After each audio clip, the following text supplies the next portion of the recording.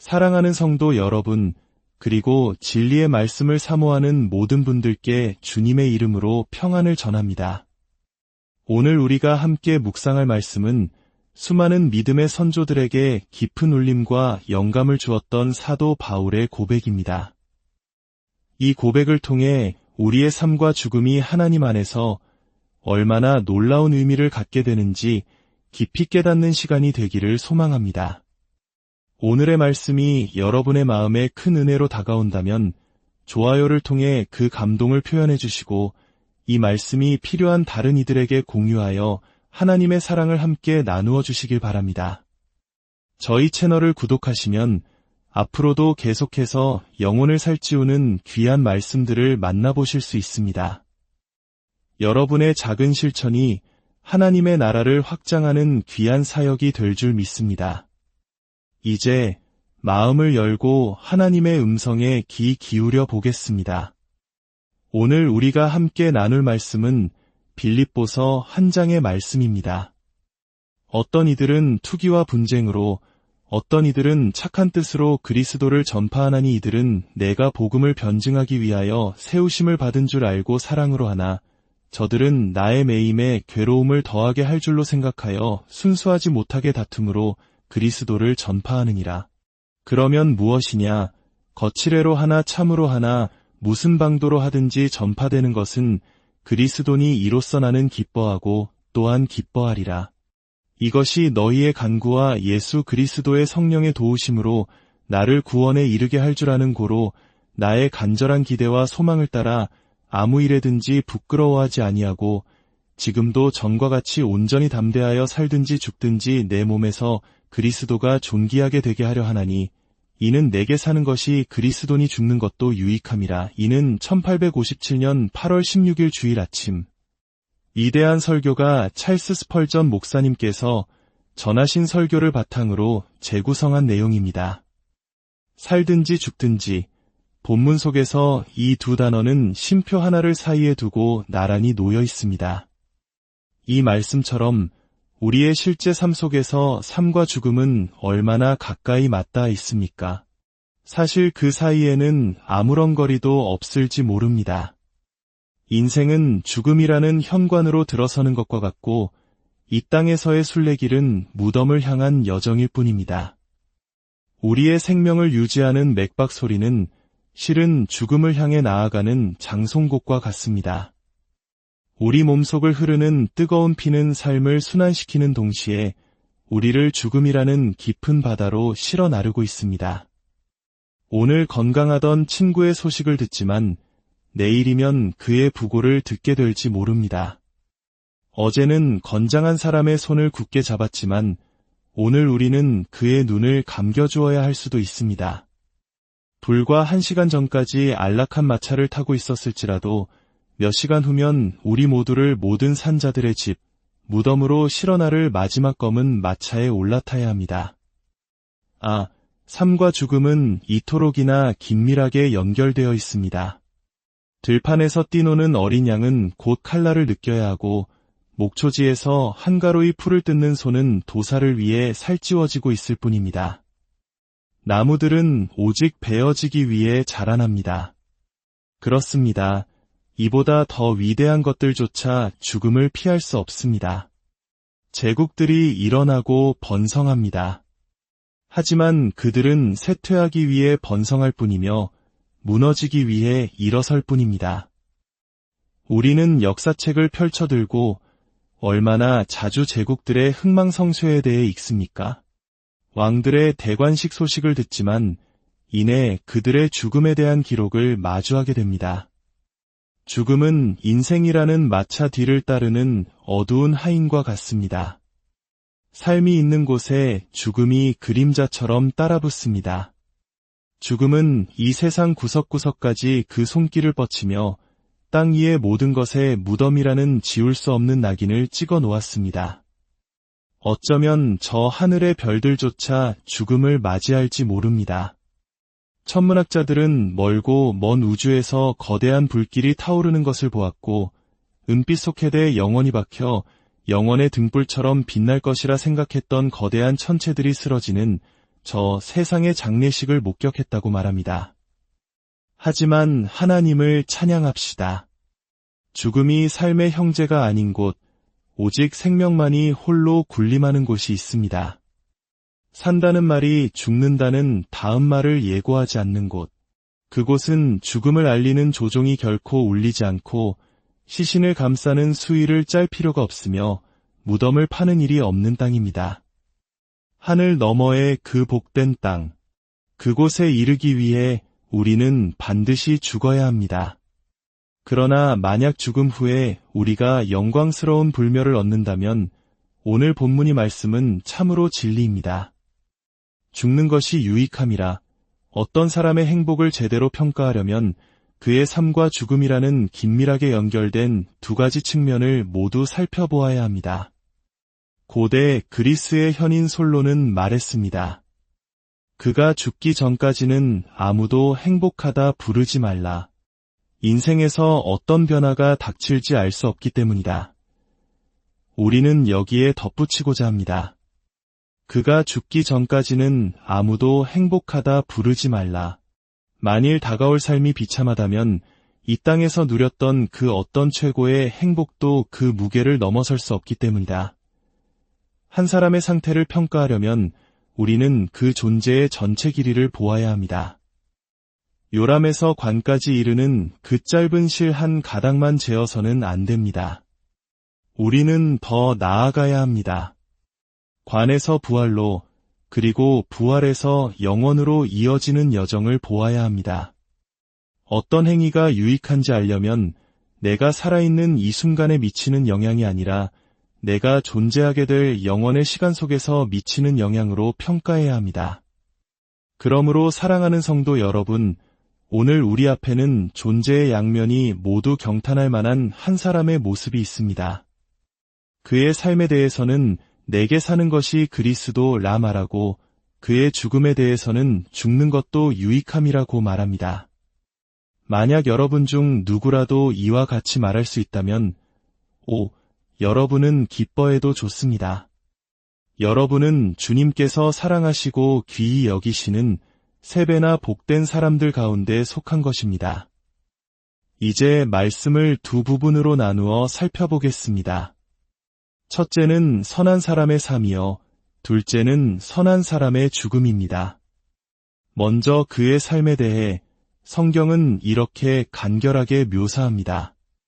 내게 사는 것이 그리스도니 믿는 자가 처음부터 그리스도를 위해 살았던 것은 아닙니다. 그가 이 세상에 처음 태어났을 때 그는 다른 모든 이들과 마찬가지로 죄의 노예였고 진노의 자녀였습니다. 훗날 그가 가장 위대한 성인이 되었다 할지라도 하나님의 은혜가 그의 마음에 들어가기 전까지 그는 쓰디쓴 담즙과 불의의 사슬에 묶여 있었습니다. 그는 오직 성령 하나님께서 그의 죄와 절망적인 악한 본성을 깨닫게 하시고 하나님의 은혜로 십자가에서 죽으시는 구세주께서 자신의 죄를 위해 화목제물이 되심을 보게 되었을 때 비로소 그리스도를 위해 살기 시작합니다. 믿음으로 갈보리 언덕의 희생 제물이신 주님을 보고 구원받고 속량받고 보호받고 그의 대속의 능력과 은혜의 위대함으로 복을 받기 위해 자신의 온 생애를 그분께 맡기는 그 순간부터 그 사람은 그리스도를 위해 살기 시작합니다.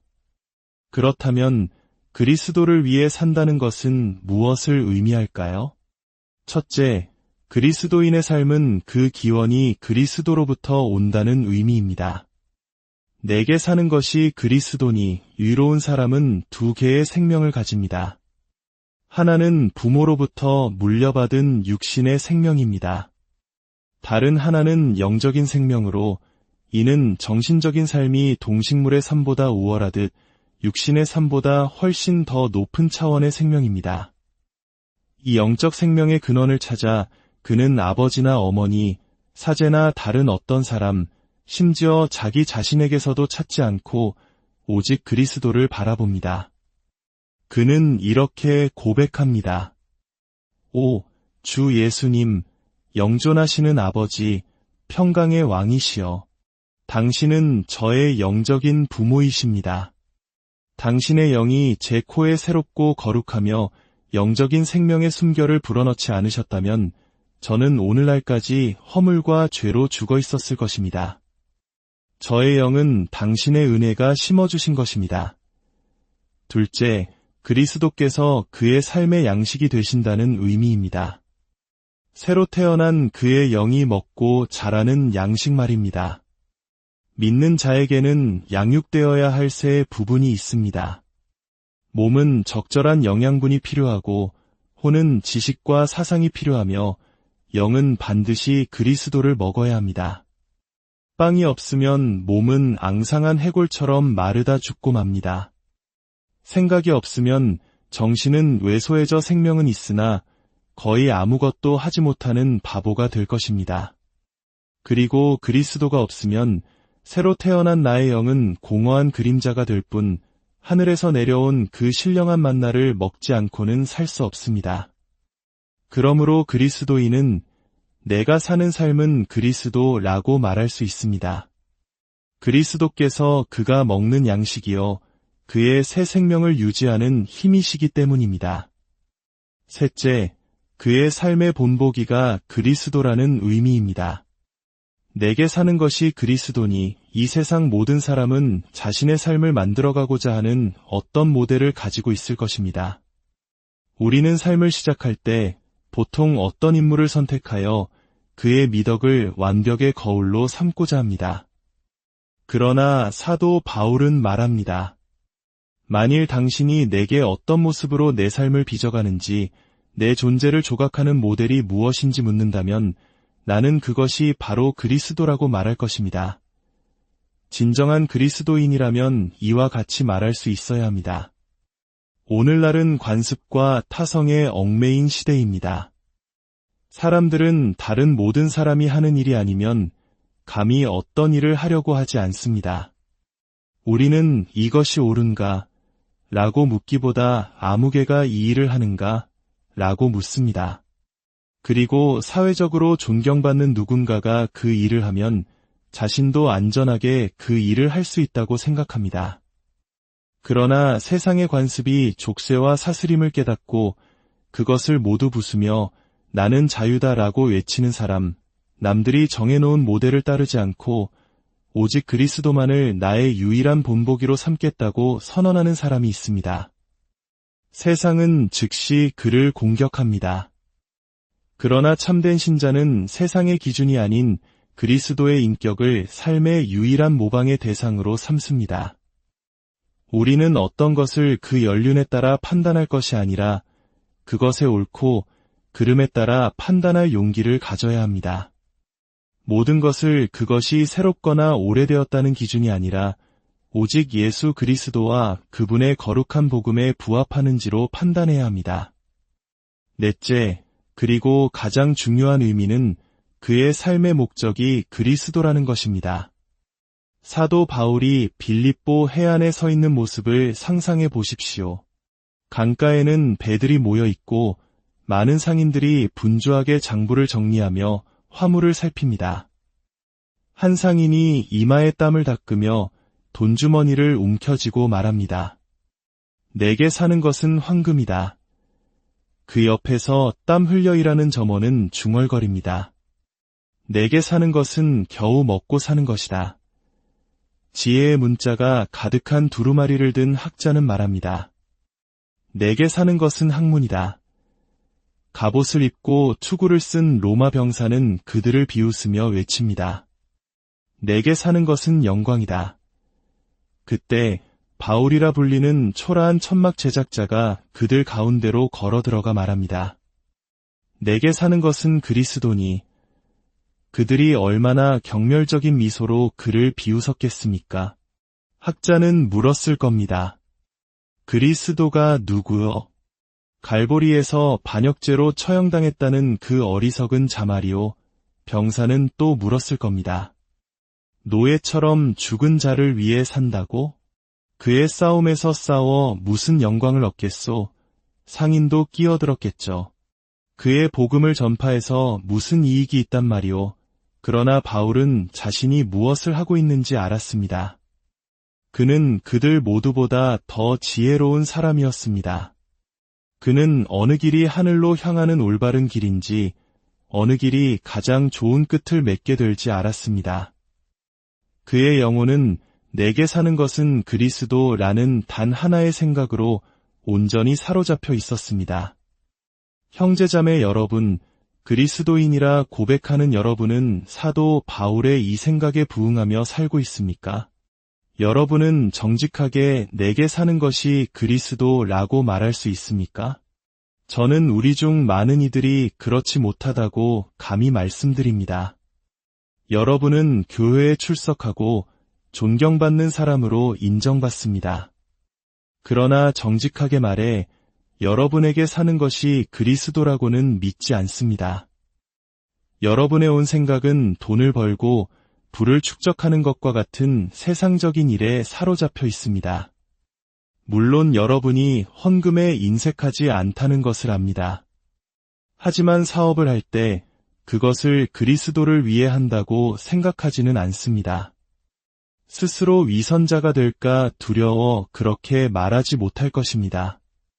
여러분은 자신과 가족을 위해 일한다고 말할 것입니다. 어떤 분은 묻습니다. 그것이 비천한 이유입니까? 결코 그렇지 않습니다. 세상 사람들에게는 말입니다. 그러나 그리스도를 위해 살겠다고 고백하는 그리스도인에게는 비천한 이유가 될 수 있습니다. 어찌하여 주인을 위해 살겠다고 고백하면서도 실제로는 세속적인 이익을 위해 살아갑니까? 저는 온전히 주 예수께 헌신하는 삶의 충만함을 깨닫지 못했음을 고백합니다. 우리 모두는 나는 마땅히 했어야 할 만큼 그리스도를 위해 살지 못했다고 말하며 스스로를 채찍질해야 할 필요가 있습니다. 그러나 저는 하나님의 택하심을 받은 소수의 고귀한 무리가 있다고 믿습니다. 머리에 헌신의 면류관을 쓴 선택된 남녀들, 그들은 진정으로 이렇게 말할 수 있습니다. 나는 이 세상에 그리스도께 드릴 수 없는 것이 아무것도 없습니다. 나의 영혼과 육체의 모든 능력, 나의 모든 재산과 모든 시간, 내가 가진 모든 것과 나의 모든 존재를 주님, 받으소서. 영원히 주님께 드립니다.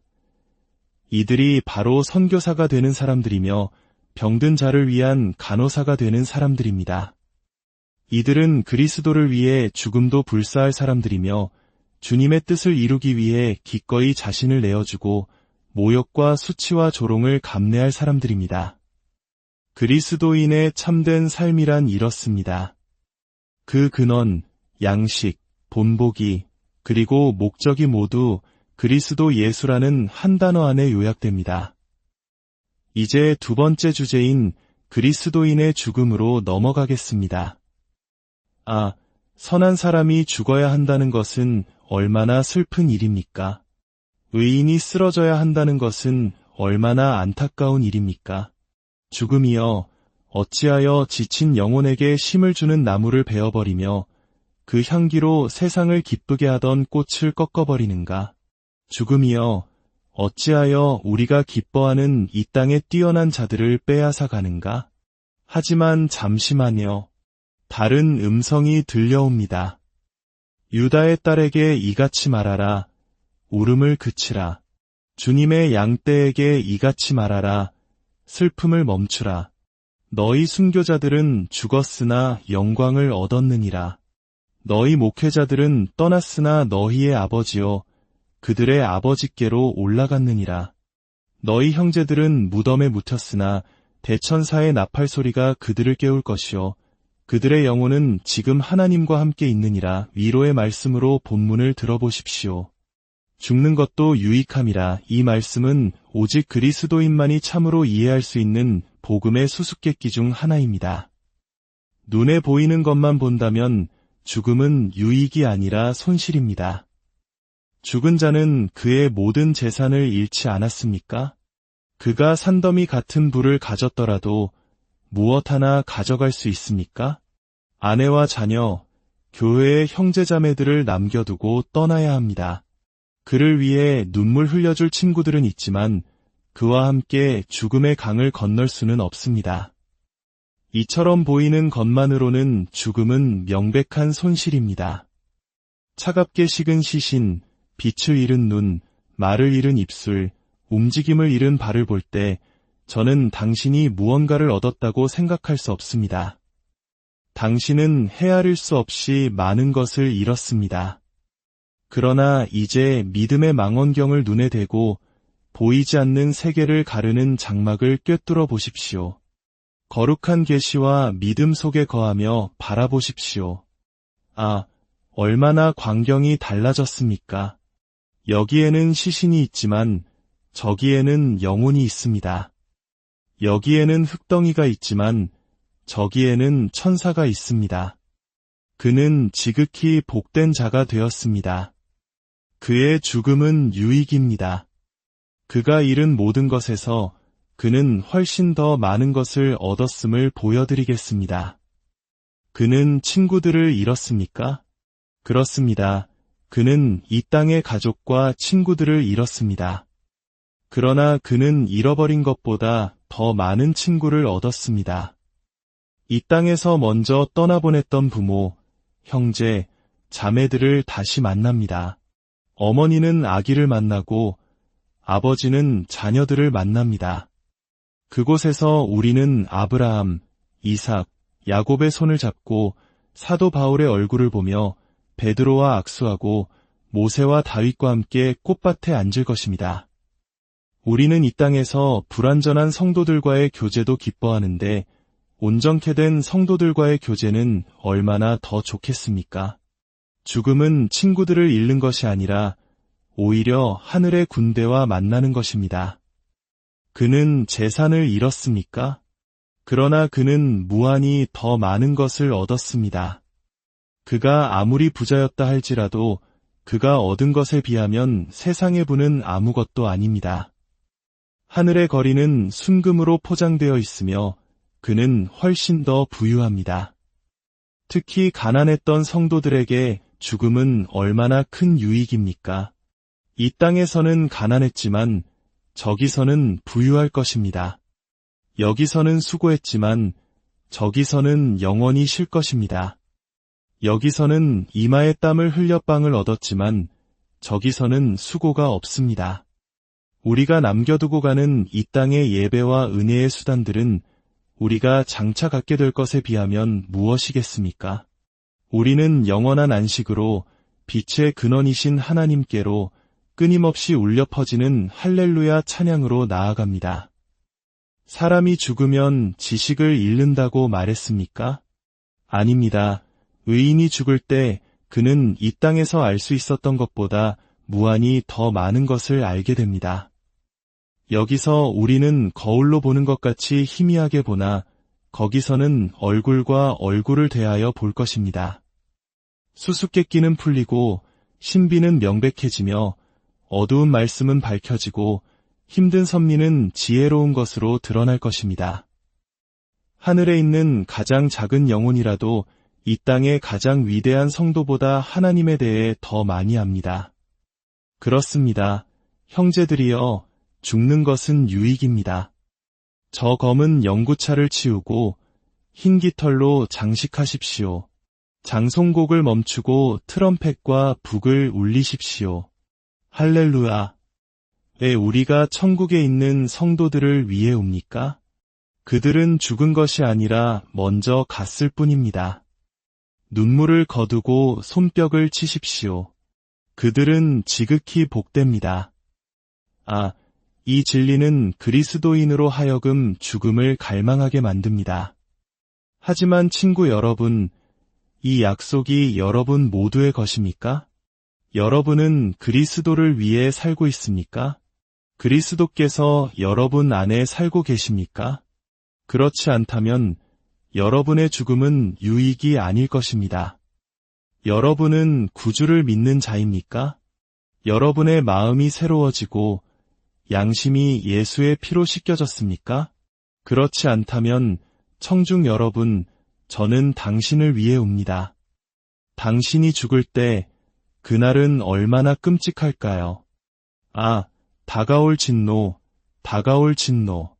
죄책감에 사로잡힌 영혼은 죽음의 벼랑 끝에서, 아니, 지옥의 벼랑 끝에 섰답니다. 아래를 내려다보며 필사적으로 생명에 매달리지만 끝없는 구덩이에서 올라오는 고통받는 유령들의 신음소리를 듣습니다. 그리고 마침내 떨어져야만 합니다. 잃어버린 영혼의 끔찍한 비명소리를 누가 말로 다할 수 있겠습니까? 돌이키시오, 돌이키시오. 어찌하여 죽으려 하십니까? 그리스도께서 여러분에게 말씀하셨습니다.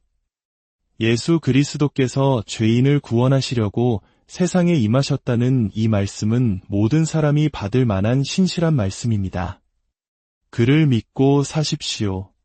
죄 많고 비천하며 멸망해가는 여러분, 믿고 사십시오.